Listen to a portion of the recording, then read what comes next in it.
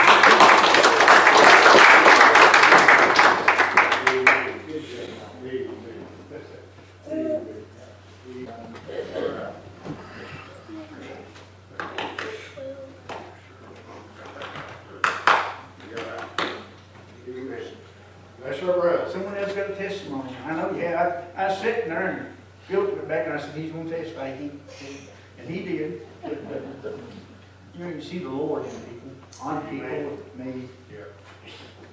And all the testimony, the singing.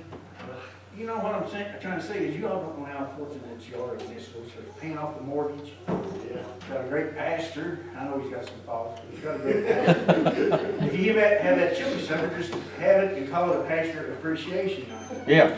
Okay? The singers, I love the Girls Association. Lady plays the piano, I forget your names. And Philip and all y'all sing. I mean, you got everything you need right here. Hey, bye. To start growing. You know? But what do we do beyond all that? But we just pray, work hard, and live for the Lord. Do our best.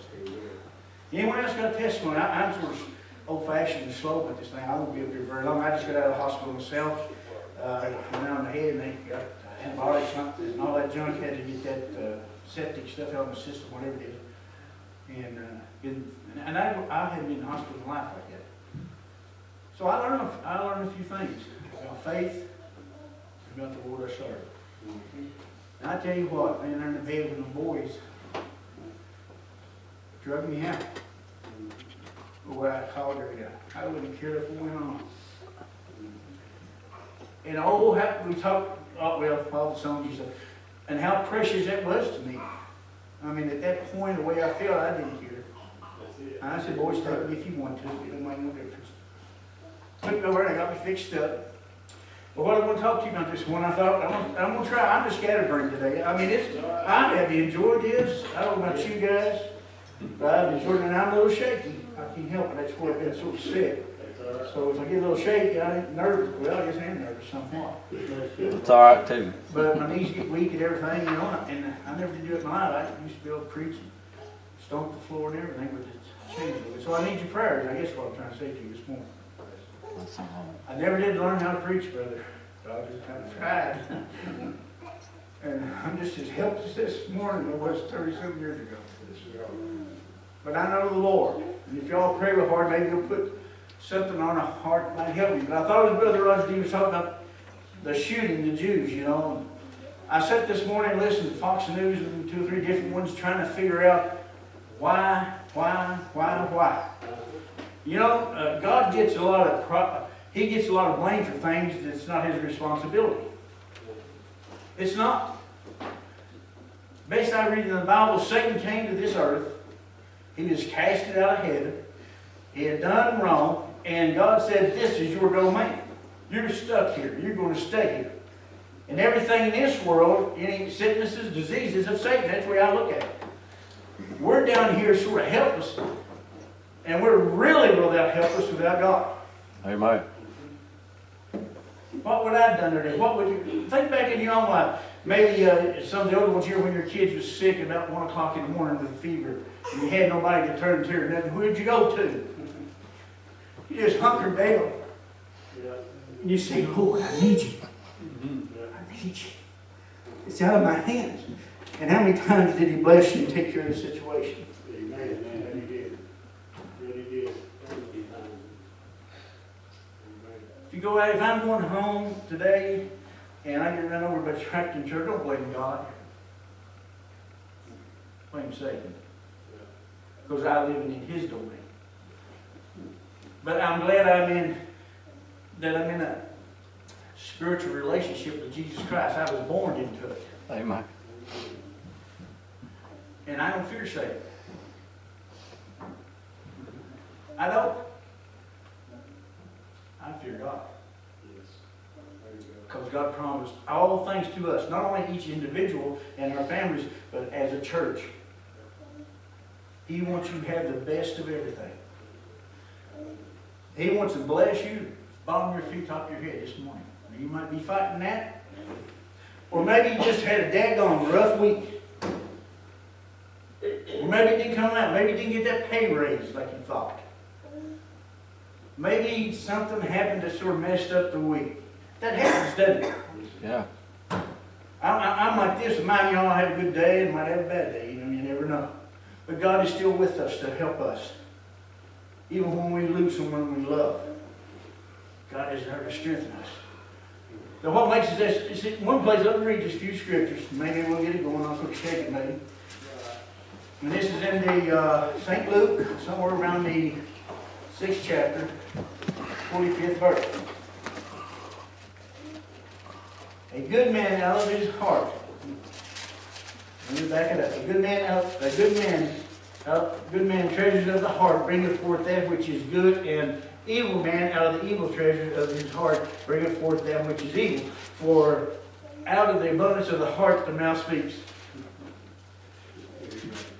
See, I'm going to give you something y'all may not ask me back, Brother Roger. I don't know.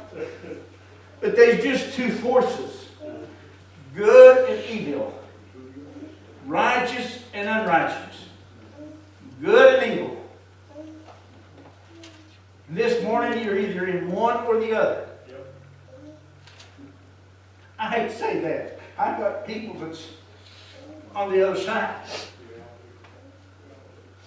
That's the reason these folks, and they get so wrapped up and so evil, and Satan runs their life that destroys them. their families, and then they put somebody in a state of mind that could walk in somewhere and, brother, listen, pull a gun and kill 11 or 12 people and walk out and not have a conscience about it.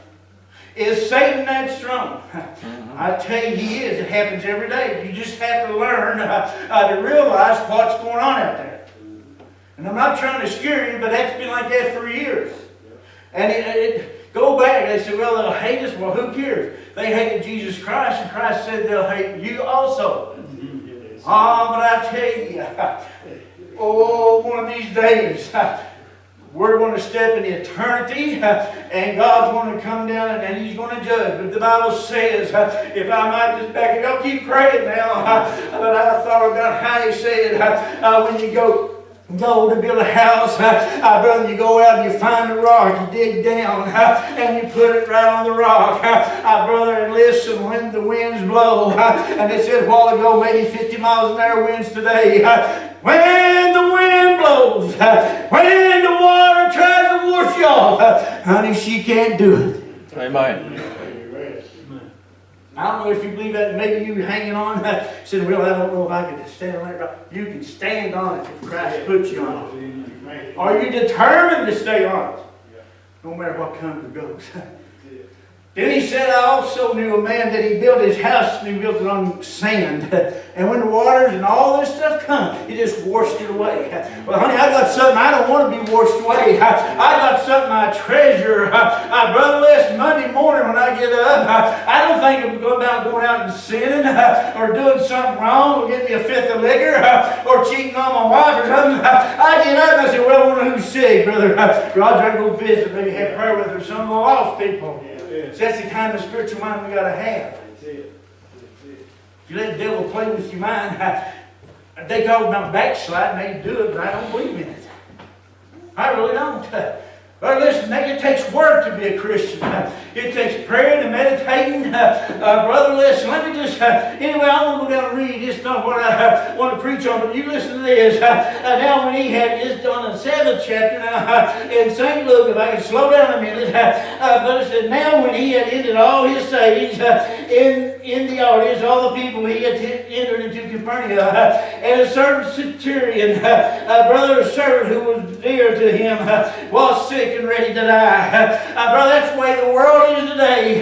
We got people sick, not with maybe an infection like I had, or with cancer, but their soul is sick. I mentioned the heart a while ago. We all know a heart is just a fleshly muscle, brother, but what we're talking about is the very essence of your soul. That's what he's talking about. Are you on that rock or building on quicksand? I remember when I got saved, I left that day from work, and this guy asked me, he said, you going to church tonight? I said, yeah. And I said, yeah, I might get saved. That was a big joke. He said, yeah. He said, don't be a hypocrite. Don't be a hypocrite. Don't act like it. If you're going to give your heart to God, give it to Him, or get out of the way. We've got a message today. Let me go ahead and certain. And when the third verse said, and when he heard Jesus, he sent to him the elders of the Jews, beseeching him that he would come and heal his servants. Now you say, well, he should have went. No, the centurion, well, he was a Gentile actually, but the centurion had sent some Jew elders. He took somebody that he knew that Christ might listen to. It wasn't that he should. He felt so unworthy that he sent the Jewish leaders down to see him and talk to him. He said, my son, I've got a man here. He's a servant of mine. He's real sick. He needs your help. He needs, brother, a healing. And then it also says that even himself, Jesus said something like this. And when it came to Jesus, they brought himself in instantly saying that he was worthy for whom should do this. Notice that he said, well, I've heard of him, or maybe I know of him, but the Jews said he's worthy. This man that sent me, he's a good man. I think he's on down in there, he built me a synagogue, brother, and he's done mighty works. And now he's got a servant that's sick, and he wants you to come. And if you know that he'll come, he'll be healed. I know without, do you believe that? Do you know without a doubt, if you call on God, he'll touch you? Or do you pray with maybe a faint? I don't know. God's going to, I'm telling you, God promised His church a better victory over Satan. Amen. I've had it for years. That little servant. Anyway, Jesus said, I got to go with him. I'm going to go up there. This man doing all these good words. Well, you know what? You ever preach? I don't know if all of you preach funerals, but I preach funerals. I could talk about that person all day. The good works, the good things. And I've preached some that I couldn't even find that. And I just had to read scriptures and hope God opened his heart. Jesus said, for he loveth our nation and hath built us a synagogue. He loves our nation. A Gentile. I believe, Brother Roger, if I'm not mistaken, this man was a Gentile. He was a tyranny over 100 men. He was in the Roman army. But somewhere down the road, brother, he believed in God, believed in Israel, and stuck with God's plan. Christ hadn't died. He would not go there. Christ on the face of the earth walking around. Christ was telling you about his experience. And said when Jesus went with him, and when he was now not far from the house, the centurion said friends to him, after to him, Lord, trouble not thyself, for I am not worthy that thou shouldest enter into my roof. Are you humble? Are you really humble? I said, I remember to talk a lot of times. I don't find many people humble anymore. It's all about me or what I want. I don't care if you get saved or not. Folks, we got a message to get out. And Brother Philip mentioned what and I tell you what, people ain't going to like you for it. And that's the message. Jesus Christ and him crucified, sitting on the right hand of the Father, making intercession for our sins, my sins, your sins. Somebody sitting there that really cares. God can forgive sin, can he? But he don't want you to stay in it. He wants a separated people, a regeneration, a refreshed people. If you're in darkness and turn the light on, you're in light, you got to stay in that light. You can't go back in darkness. Here's a little fellow sick. I guess most masters, a lot of people say, I don't need him. I just order me another. I ain't going to spend no money on him. I'll just give you somebody else. Whatever they might have thought. I don't know. I'm just saying what I think today. He said, come on. I need you. Trouble not the Lord, for I am not worthy. Humility. Unworthiness. Look at their society today, what's going on. You run into a few good people. Humility. And love for the church. You'd be surprised when a lot of places you go to church, you guys probably come out there, but they don't ever shake hands. They don't say hi or greet you in any way. They just come through the door and sit down. They said they had face of flint. That's what he used to call it. They wouldn't testify. They wouldn't mind the Lord. They said the arm cross. Bless me if you can, I guess. I really don't know. I can't help it. I'm getting to be a weeping prophet, I guess. I can't keep it. I sit there crying. It's something to feel the Spirit and the magnitude of his power. Amen. And when we sing and we all testify, it takes my heart and mind back to the things that I forgot about that God has done for me. Down through the years. Think yourself right now. Go back when you was 20, 30. I don't know how long you've been. I've been Christian since I was 20 years old.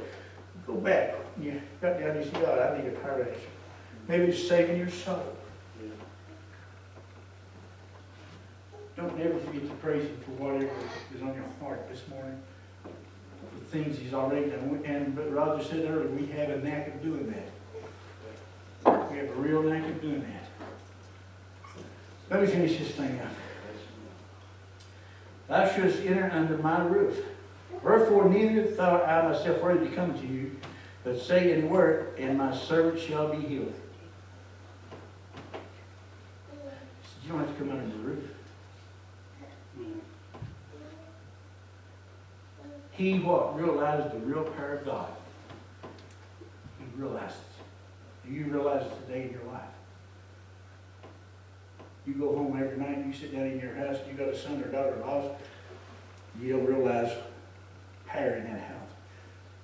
And I don't care how aggravating you are, I've had 2 years, I don't know how you pray, how you worry, or a mom and dad, or I thought the sis mentioned a good neighbor, and you need the Lord. We have got a job to do. So fight one another and turn around. We got to get the gospel message out. And it ain't all about Roger standing up here preaching. It's about you being Christ-like. It has an effect on people. If you think that you ain't going nowhere, yes, it does. It has a great effect on people. He says, I'm not even worthy. All you have to do is just speak the word. I've got the faith. As the centurion said, I've got the faith. I know, I've read, I've studied under the old prophets. I know I'm a Gentile, but I believe. And with whatever he says, I believe it will happen. That's faith. Faith, what is it? Well, anyway. For I almost am a man set under authority, having unto me soldiers, and I say, go, and they go, and then another comes, and he comes, and you might serve do this and do that. When Jesus heard these things, he marveled at them, and turned him away, and said it to him. Now he was talking, he's just saying, well, I'm a man, I got 100 men in me. I tell him to sit down and stand up, sit down and stand up. He knew exactly what I commanded him. And in Christ, I realize and understand, you've got power, and whatever you say is the same way. It'll happen. Now listen to what he says to him. I say unto you, I have not found so great faith. No, not in Israel. Jesus said, man, I ain't seen nothing like this guy. I ain't seen him. And you know, above all that, he's a Gentile. He's a Gentile. He's not a born-bred, hard-headed Jew. He's a Gentile.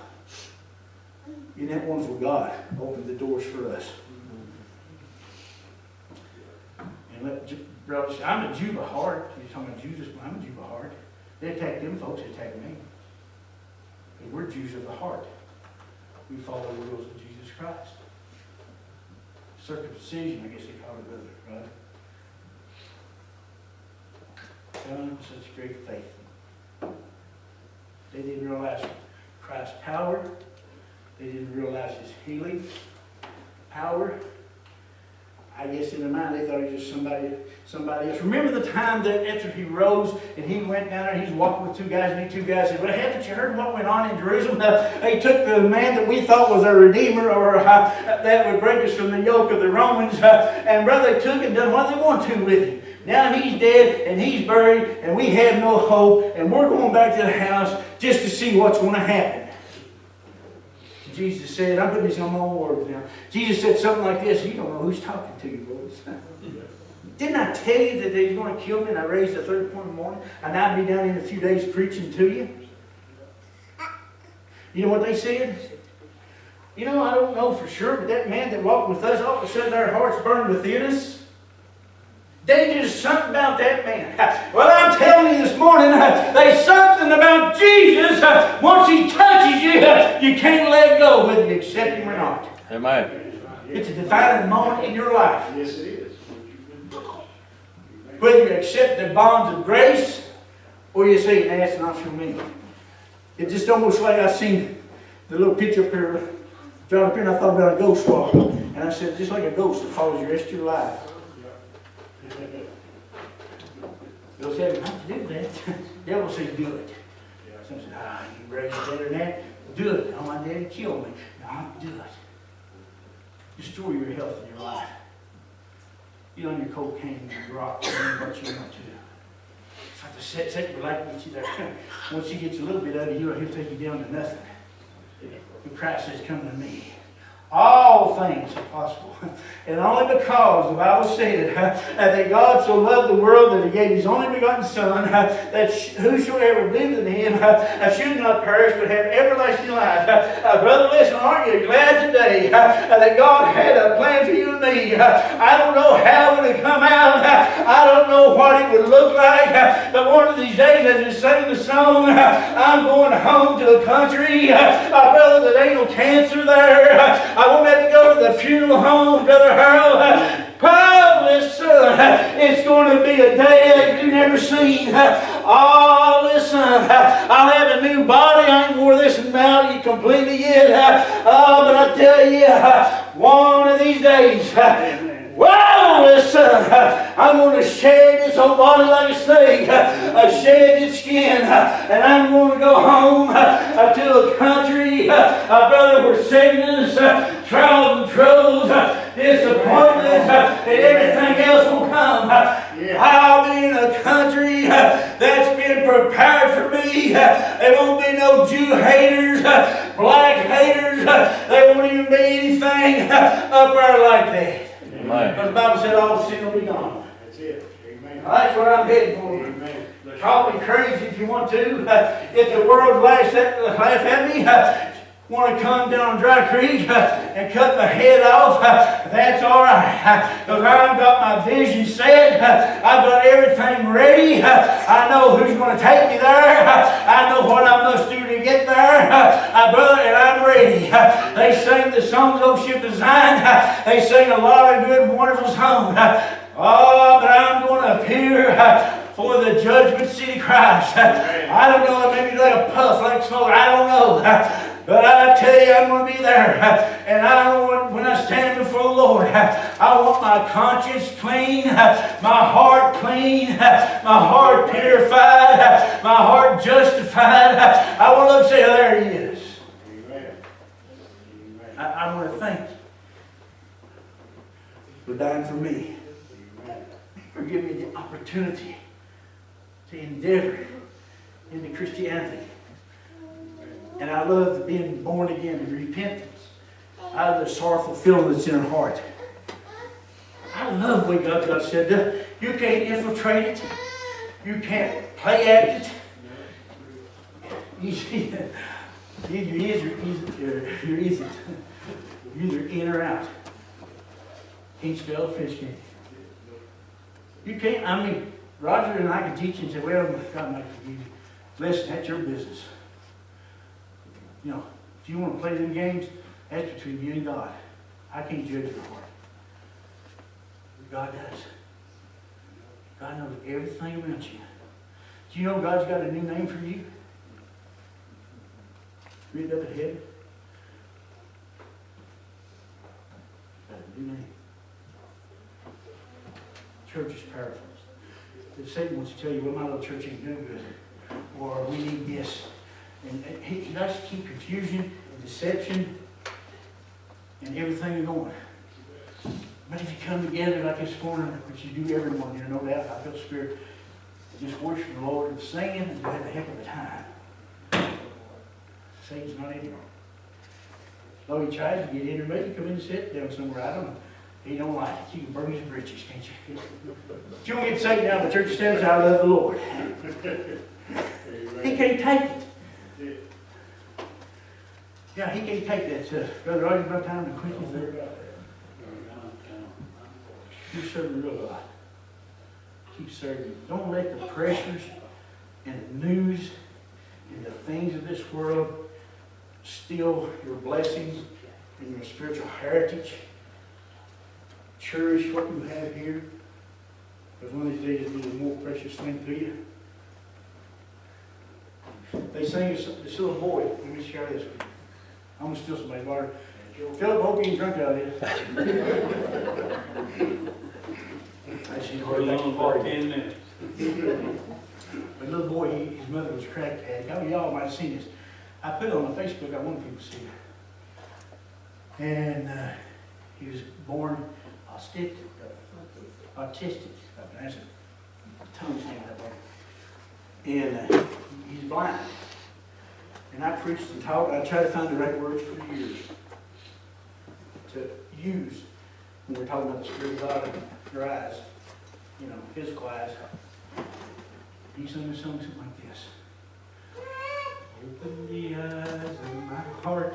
Oh, you have heard this? You ever hear that one? Learn that. That's beautiful. That touches people. Open the eyes of my heart, Lord. I just want to praise you. And I thought, my gosh, forget about your physical eyes. Open the eyes of your heart. So that's what I ask you to do. If you hear and don't know the Lord, if you know the Lord, if you've been a Christian 7 years, remember, open your eyes of your heart, Lord, and praise Him. God bless you. Amen.